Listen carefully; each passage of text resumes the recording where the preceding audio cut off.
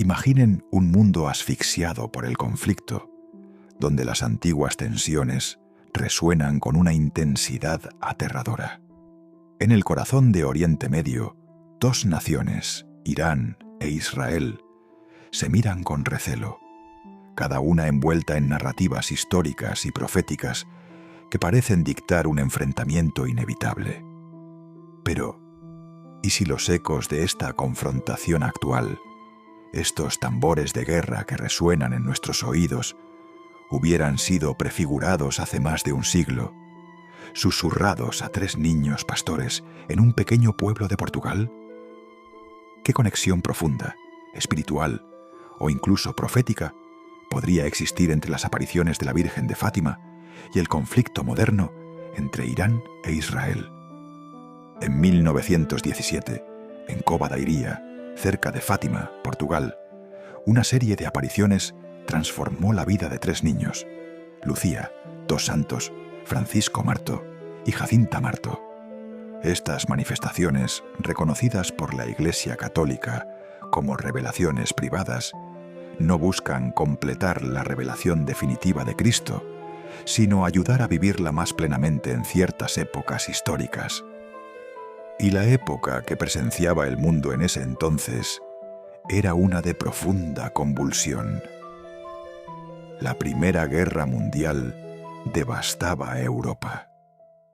La señora más brillante que el sol les pidió que regresaran el día 13 de cada mes durante 6 meses, instándolos a rezar el rosario diariamente para obtener la paz mundial.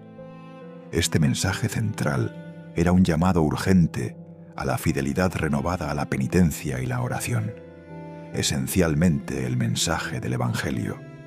La Virgen deseaba que su inmaculado corazón fuera más conocido, amado y venerado. Las apariciones de Fátima son consideradas las más proféticas de las modernas. Los mensajes, conocidos como los 3 secretos, fueron confiados a Lucía y publicados gradualmente por la Santa Sede. El primer secreto fue una visión aterradora del infierno, una mar de fuego, donde demonios y almas sufrían entre gritos de dolor y gemidos de desesperación. Esta visión buscaba enfatizar la urgencia del arrepentimiento y la penitencia para salvar almas. Los niños, a pesar de su corta edad, experimentaron una profunda transformación, dedicándose a la oración y el sacrificio por los pecadores. Jacinta, en particular, sentía una gran pena por el sufrimiento de los pecadores. El segundo secreto profetizaba que si la humanidad no dejaba de ofender a Dios, comenzaría una guerra peor que la primera, la Segunda Guerra Mundial. También advertía sobre la propagación de los errores de Rusia por el mundo, promoviendo guerras y persecuciones a la Iglesia. Esta profecía, cumplida con el ascenso del comunismo ateo y su lucha contra la Iglesia, marcó un siglo de inmenso sufrimiento para los testigos de la fe. El tercer secreto, mantenido confidencial en el Vaticano hasta el año 2000, cuando San Juan Pablo II decidió hacerlo público, describe una visión simbólica. Lucía vio a un ángel con una espada de fuego que parecía incendiar el mundo, pero sus llamas se apagaban al contacto con el esplendor de Nuestra Señora. El ángel clamaba: «Penitencia, penitencia, penitencia». Luego, los videntes vieron a un obispo vestido de blanco, que intuyeron era el Santo Padre, junto a otros obispos, sacerdotes, religiosos y laicos, subir una montaña empinada con una gran cruz. El Santo Padre atravesaba una ciudad en ruinas, apesadumbrado de dolor y pena, rezando por las almas de los cadáveres. Al llegar a la cima, era asesinado por soldados y del mismo modo morían los demás. Ángeles recogían la sangre de los mártires en jarros de cristal para regar las almas que se acercaban a Dios. La Iglesia, a través del cardenal Ratzinger, futuro Benedicto XVI, interpretó esta visión como una representación de la lucha de los sistemas ateos contra la Iglesia y los cristianos y el inmenso sufrimiento de los mártires del siglo XX. El intento de asesinato de San Juan Pablo II, el 13 de mayo de 1981, en el aniversario de la primera aparición de Fátima, fue visto como un cumplimiento parcial de esta profecía. El Papa Juan Pablo II atribuyó su supervivencia a la mano materna de María. El triunfo del corazón inmaculado de María se interpretó como el fin del régimen comunista en 1989, aunque los ataques a la Iglesia y los cristianos continúan en otras partes del mundo. Pero, ¿y si esta visión, tan rica en simbolismo, tuviera una aplicación más allá del conflicto con el comunismo?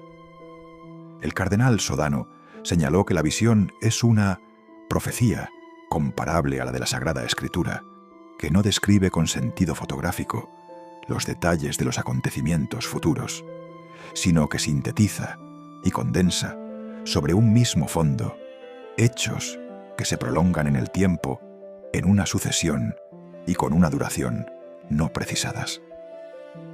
Esto implica que sus advertencias podrían resonar con situaciones actuales.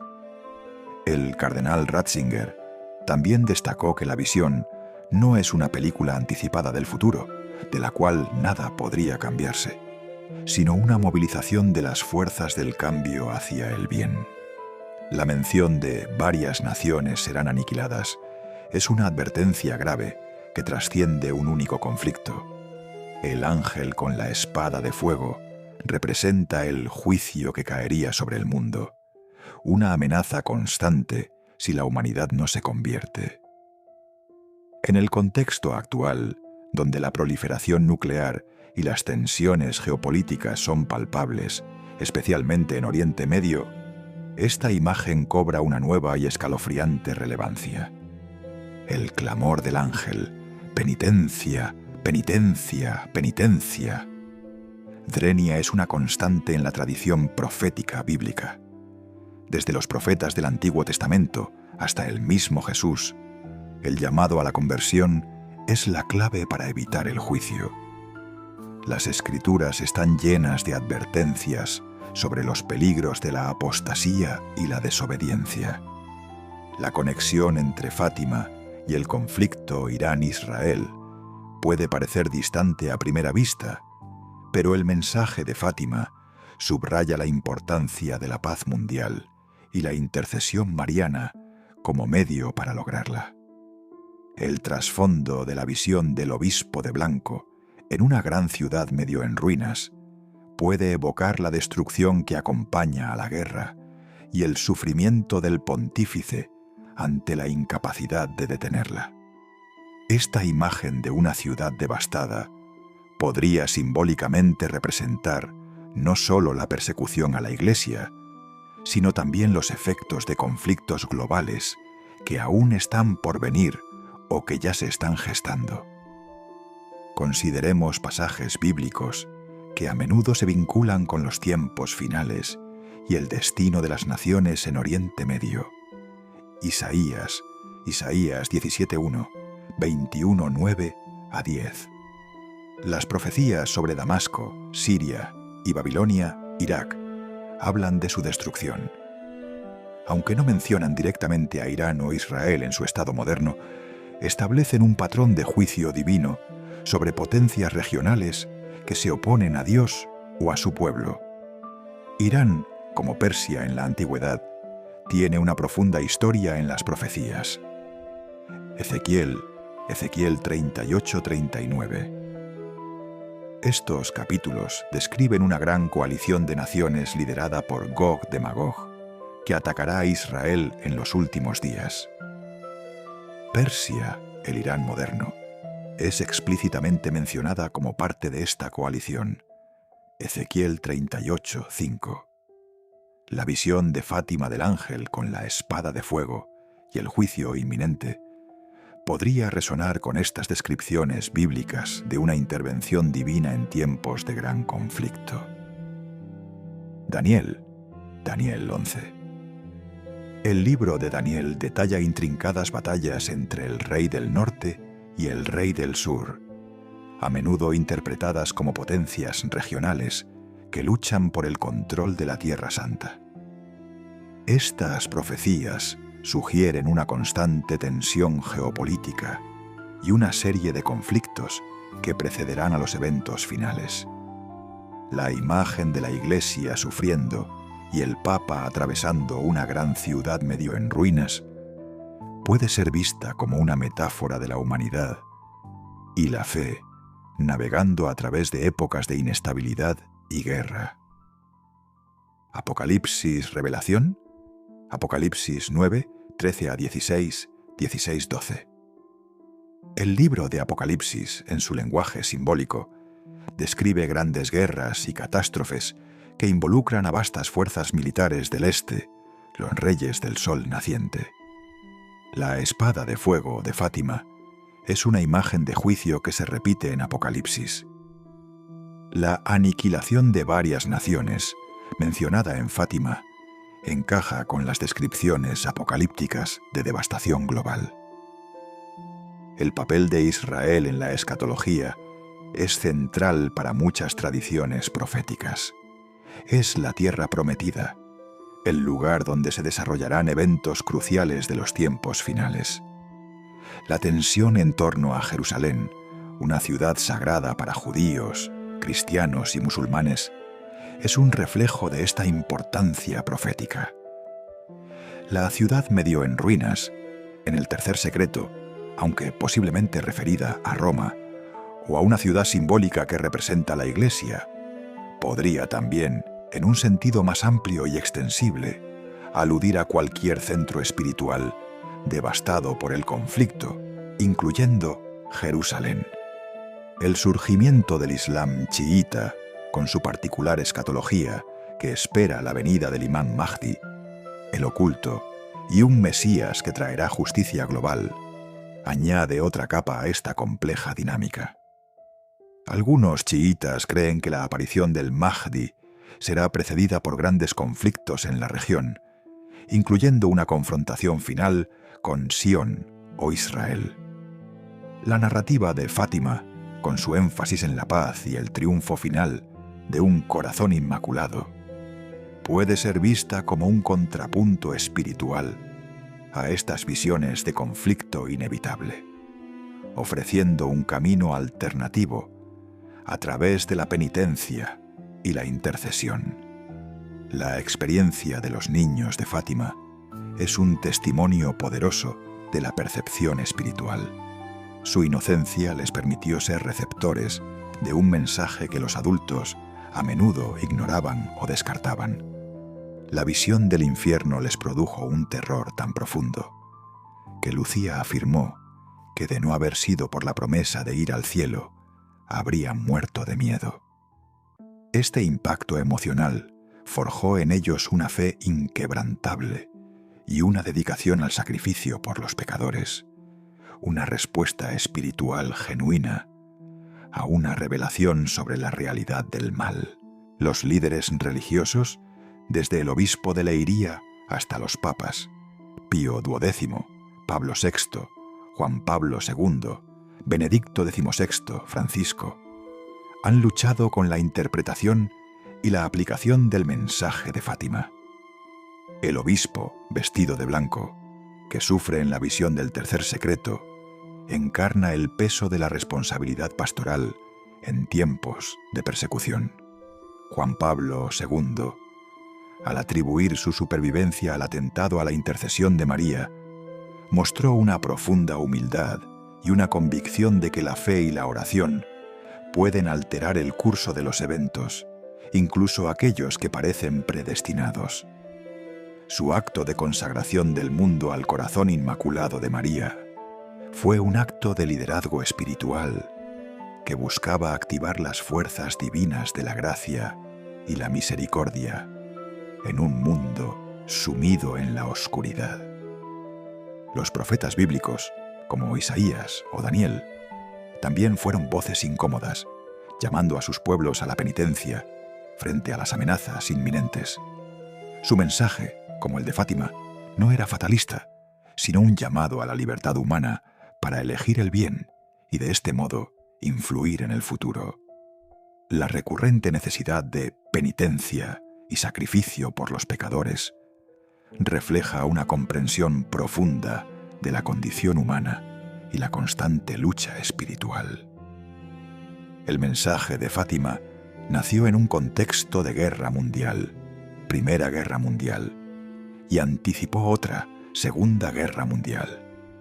La advertencia sobre los errores de Rusia se comprende mejor al considerar el ascenso del bolchevismo y el comunismo ateo en el siglo XX, que llevó a la persecución de la Iglesia y a un inmenso sufrimiento global.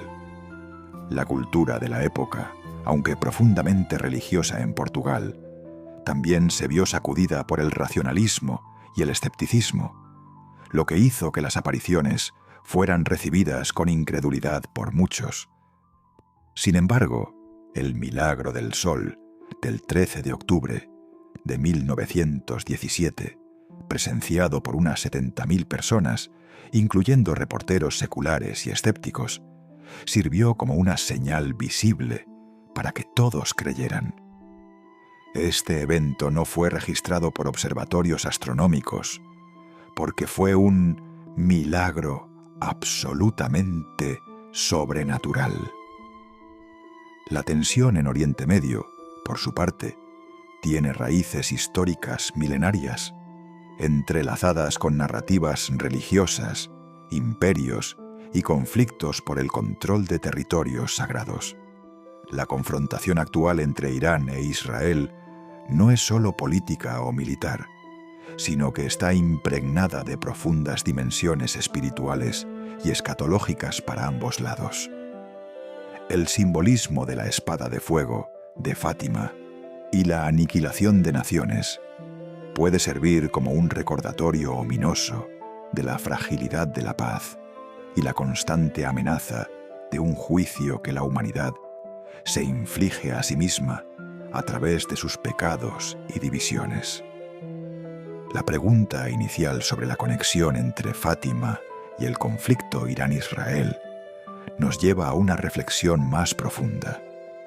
Las profecías, ya sean bíblicas o privadas como las de Fátima, no son guiones inmutables que la humanidad deba representar pasivamente.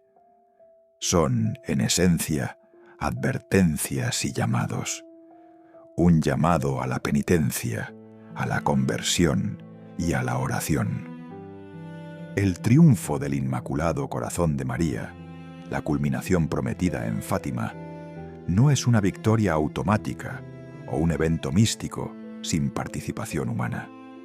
Es el triunfo de un corazón abierto a Dios, purificado por la contemplación de Dios, que es más fuerte que los fusiles y que cualquier tipo de arma. Es el poder del amor y de la fe, que puede transformar las conciencias y detener el mal. La libertad humana juega un papel crucial en esta narrativa. Somos responsables de los castigos que nos infligimos cuando nos apartamos del camino del bien, del amor y de la justicia. El mensaje de Fátima no condena, sino que advierte con premura y llama al buen camino, respetando la libertad que Dios nos ha dado. Entonces, la conexión entre Fátima y las tensiones actuales en Oriente Medio no reside en una predicción literal de eventos específicos, sino en el eco de una verdad atemporal. La humanidad se enfrenta a consecuencias devastadoras cuando se aleja de los principios divinos de paz, amor y unidad. La espada de fuego de juicio pende sobre un mundo que no deja de ofender a Dios. Sin embargo, la intercesión de María y el camino de la penitencia y el rosario ofrecen una esperanza tangible, una luz de la esperanza que se abre en el Inmaculado Corazón de María para todos. En un mundo al borde, la voz de Fátima nos recuerda que el verdadero poder reside en la conversión del corazón humano. El futuro no está sellado. Depende de nosotros. ¿Elegiremos la penitencia y la paz o continuaremos por el camino que lleva a más sufrimiento? La elección, como siempre, es nuestra.